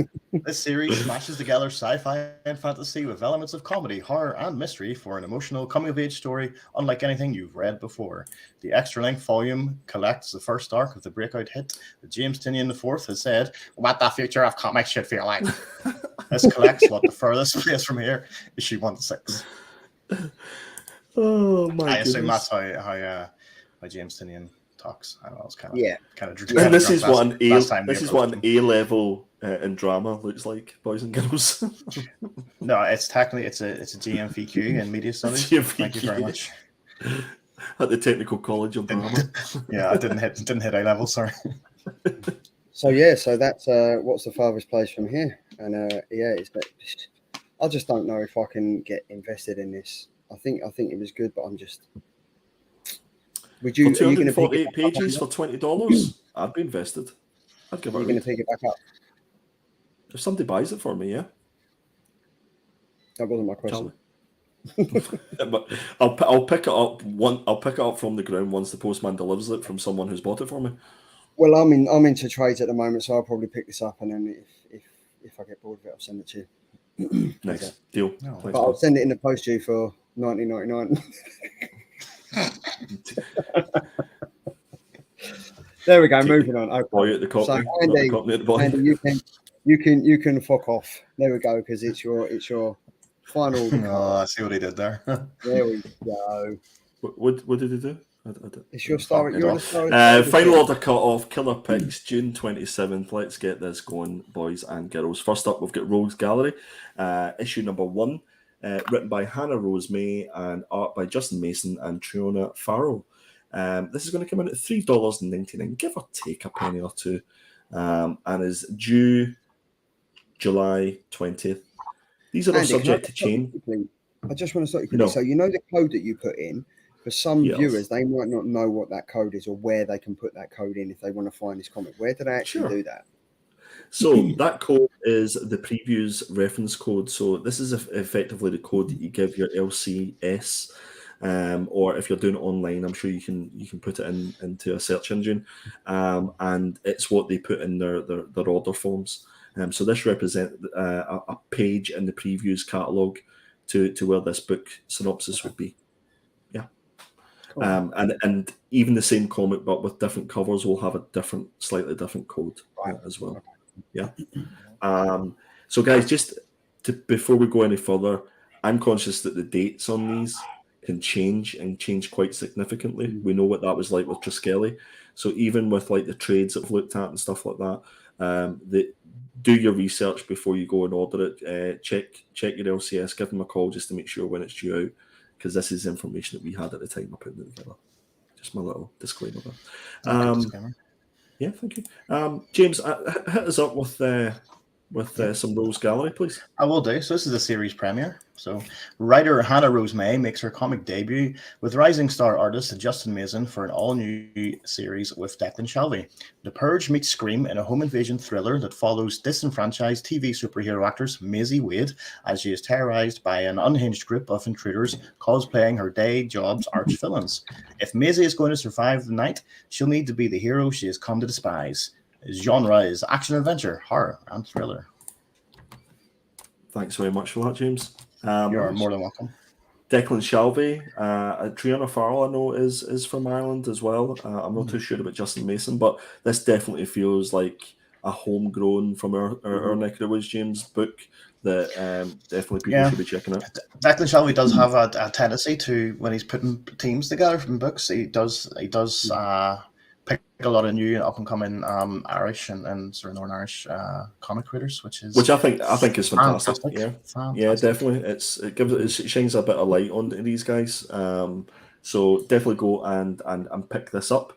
I've dropped the link to Galactic Comics in the chat there. And Galactic Comics is a sponsor of the Killer Comic Show. So any comic that you see here on FOC or anything that is even coming out next week should be on the website. If it's not, and you don't have your own LCS to go to, definitely drop the guys at Galactic Comics an email or a message, and I'm sure that they'll look after you in picking up some of these comics. Is that fair to say, Charlie? Yeah, John's pretty good at getting back to us. So he does like a video that he released on YouTube, Facebook, and as he says, like if there's anything that you can't see on there, just drop him the code and he'll look into it and he'll get back to you. But yeah, check him out. Nice. Check it out. So next up, I've got Blink issue number 1. This is from Oni. Oh god. This is from Oni. I forgot I could do that. This is from Oni Press. I don't like being on top. Oh my god, I'm in the middle of What?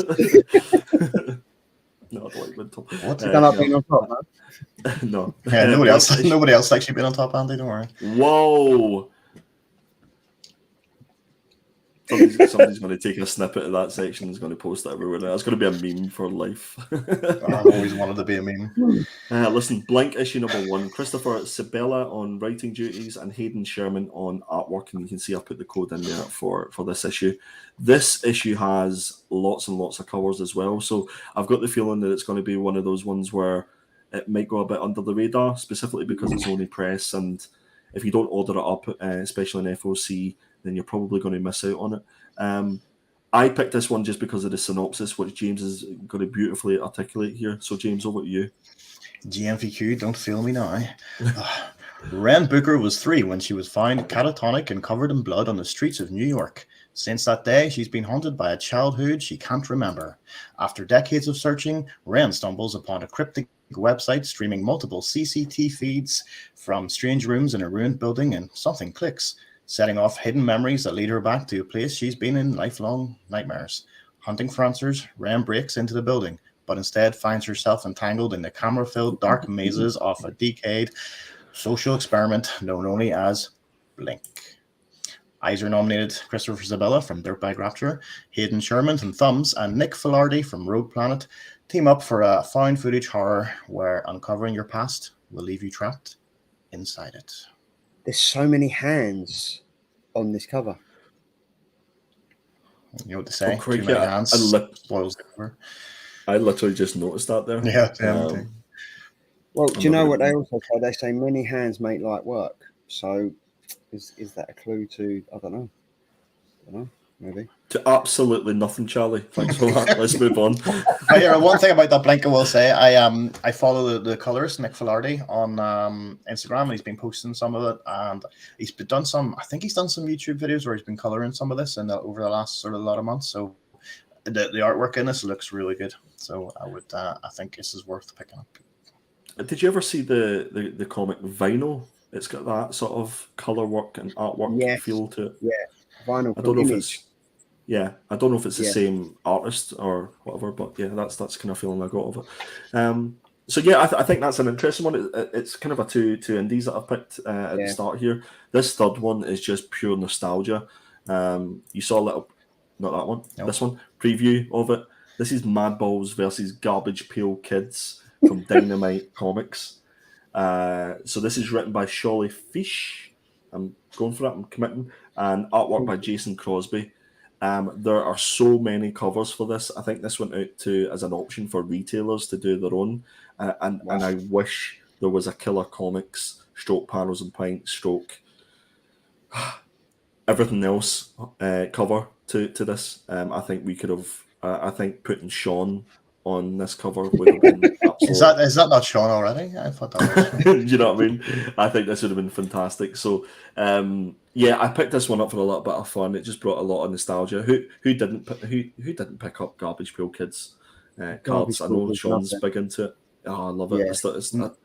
I still do when I can, but James, And the Mad Ball toys as well. They were great. We had. Oh, do you remember them? Oh yeah. And then the eyes would pop out and stuff. Mm-hmm. So, shall we do this? Let's do For it. the first time ever, the heavyweights of Gross have combined forces in a massive merchandising blitz that pits the Mad Balls against the Garbage Pail Kids. Winner takes all. As part of this blitz, Dynamite presents the comic book crossover of these iconic 1980s brands. Now, the best thing about this is there's a blank sketch cover. I want to get like 5 or 6 of them, just take them to Thought Bubble and just get like the biggest artists to do their rendition. And not more than likely they won't know who it is, especially if they don't come from the UK or the US. But I thought that'd be pretty sweet just to get their thoughts on this. Next up, issue number 3, boys and girls, Batman One Dark Knight, issue number 3. James, do you want me just to put you out the room whilst we talk about Batman? No, work away. Work away. Batman's a thing.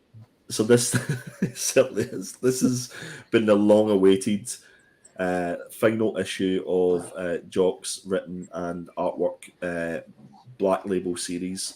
There is also coincidentally a cover B, and you should check it out. I wish I'd have put it up. It's Bill Sienkiewicz has done the cover, and it is absolute top dollar. I'd highly recommend you checking it out. So if you want to give us a quick overview there, James, please. From the sewers under Gotham to the roiling waters of the harbor, Batman's march towards Blackgate Prison is nearing its end. But far from being a passive prisoner, EMP has his own mission to fulfill, and there's no way he's letting the Dark Knight stop him from carrying it out. Hang on, there's a character called EMP. Yes, and he is awesome. He's absolutely and he's caused the blackout, which has caused one dark night in Gotham. Of course he has. Called EMP, of course he has.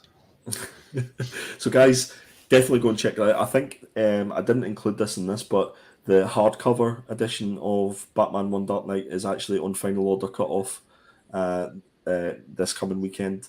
So if you want to make sure that you secure that. If not, I think Nash Comics is doing some signed copies. They normally do, so big up to Nash Comics. They're fantastic. We always say hello to them at Thought Bubble. Definitely go and check them out. I'm sure I'll stick the link in the chat in a wee second. I can't remember if we've got anything else, Charlie. Do we? Yeah, we do. You did another section. Oh, guys, listen. Listen, I was really happy. Like the covers on final order cut off. I thought this deserved a section of its own. I can see Charlie going, "Can I have another section?" But bear with me, right? It's worth it. Black Adam issue number 2, cover A by Irvin Rodriguez. I think this cover is absolute fire, and if you don't check out FOC on a regular weekly basis like I do, you're going to miss this cover, especially if you're not subscribed to Black Adam. So my suggestion would be is that you try and pick this book up, especially if you're into the old spec and flipping game, because I think this is going to go for 2, 3, 4 times retail when it comes out. Next up, wow, this is Catwoman issue number 45. This is cover C. This is a 1 in 25 incentive cover by Souza Micah. This quite possibly could be the cover of 2022, and we're only just over halfway through the year. It depends what the finish looks like, because it almost feels like a little bit like this is slightly unfinished. Dare I say it? It's like it's like a teaser image. And I know that the guys from Bird City Comics have this. I don't know if it's their exclusive 1 in 25, but I'm sure if you go and Google it, you'll be able to find out. But the DC. These are, funnily enough, 2 DC books, obviously. The codes are slightly different, you'll notice. But again, you just give them to your LCS or you put them in your Google, and you should be able to find these books. But guys, don't miss out on this Souza Micah cover. Even if you're not in the flipping game and you don't want to make extra cash, this is just a book to have. This is going to be an iconic book. Charlie, I know you're going to be all over this. Yeah, and I'm like the viewers, like some of them might have a question. Where do you look for your FOC? Like where can you find out all this information? So first thing would be is get the previews catalogue. The previews catalogue comes out every single month. It's normally about the 26th or 27th of the month. If you go to previewworld.com, you can order the previews catalogue. Your LCS should have, I think it costs about £5 or £6 every month if you want it in your subs. It gives you all the comics that are coming out 3 months in advance or 2 months in advance, I think it is. And that's my first go-to. The second one is at the end of the week, I normally look up Previews World.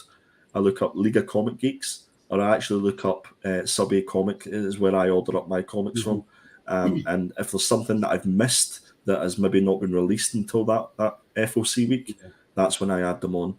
The likes of these 1 in 25s, you want to be doing it as quickly as possible. I think this cover's just been released, so this is the time to stick it on your subscription list, because otherwise you just won't get it. Tim's right. That's the first thing I noticed when I see it was like this. It's very much Michelle Pfeiffer.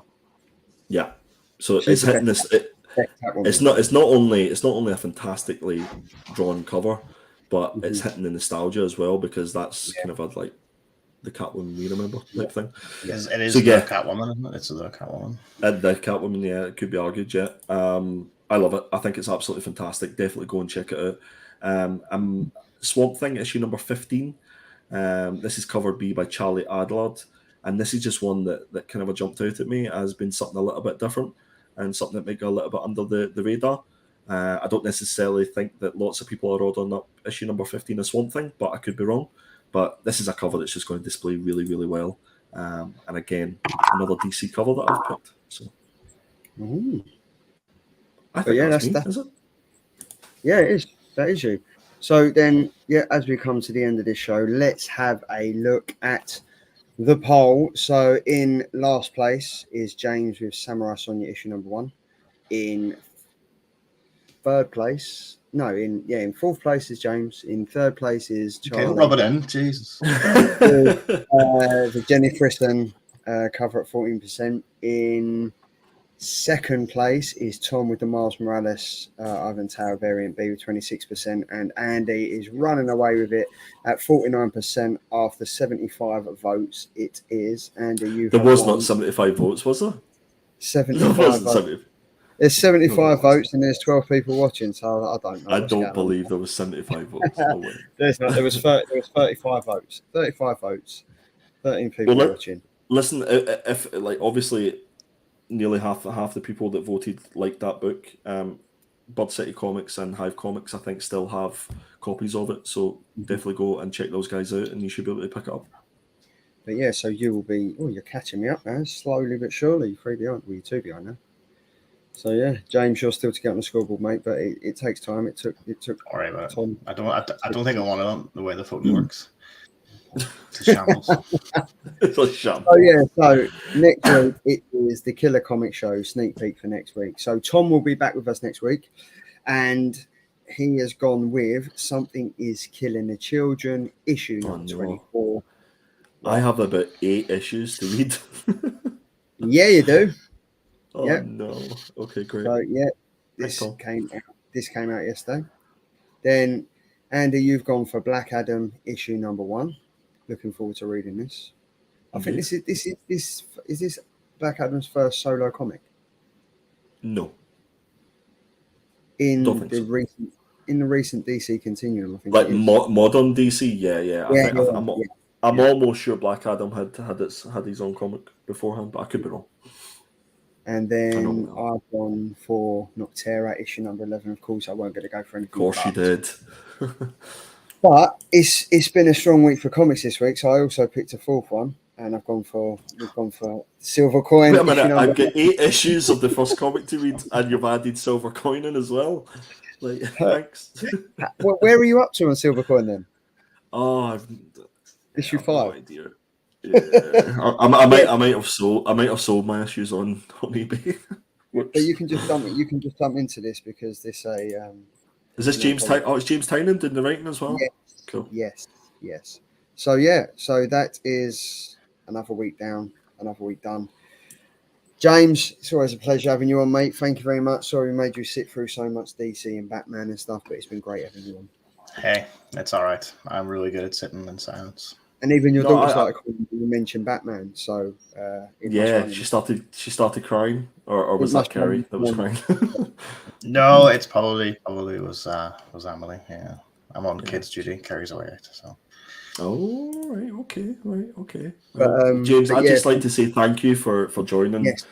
us the last couple of weeks. It's been an absolute pleasure. I had a little bit of Panos and Pints vibes today when I seen your face in that StreamYard, and hopefully we'll see you again. Yeah. Well, it was a pleasure to help out when you were down a man or two, and if you ever need me, see my agent and we'll sort something out. There we go. We will. Speak So to my yeah, team. we've got Speak to my team. We will speak to your team, and we will. And yeah, so we'll be back next week. As we mentioned, if you haven't done so already, head over to. I'm gonna put it up. Head over to Instagram, the Killer Comic Show, and also Twitter, Killer Comic Show. Give us a like, tickle the dingly bell, give us a sub, give us a follow.